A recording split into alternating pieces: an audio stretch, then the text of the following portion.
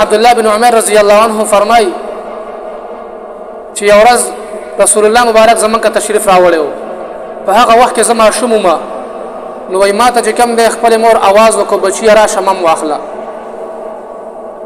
وایي رسول الله مبارک زما د مور نه تپوس وکړو چې آیا رښتیا ستا د صبر کولو اراده شته دی ماشوم ته؟ وایي هغې ورته وویل چې د الله رسول صلی الله علیه وسلم زما سره یو کجوره د هغه ورته ورکومه.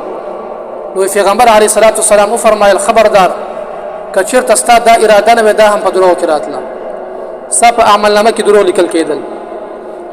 نو عزتمند ورونو ځان د دروغو نه ساتل فکار دي.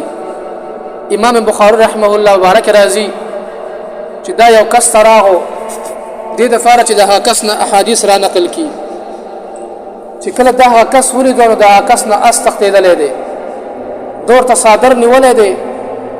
دې دپاره چې دا اس چې کوم دی دا په وهم او ګمان کې راشي چې صادر کې څه ورڅه دي. وایي هغه اس رالی ده ونیو.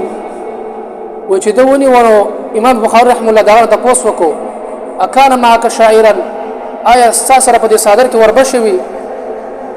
هغه ورته وویل چې نه په دې کې وربشې نه وي، لیکن صرف دا اس ته مې په وهم کې اچل چې دې کې وربشې دي، دې دپاره چې وینیسمه. امام بخاري رحمه الله ورته وایي زه د هغه کس نه احادیث نه را نقل کوم څوک چې اس ته دروغ وایي. دا د امام بخاري رحمه الله کمال درجه احتیاط کو، دومره احتیاط به هغه کولو.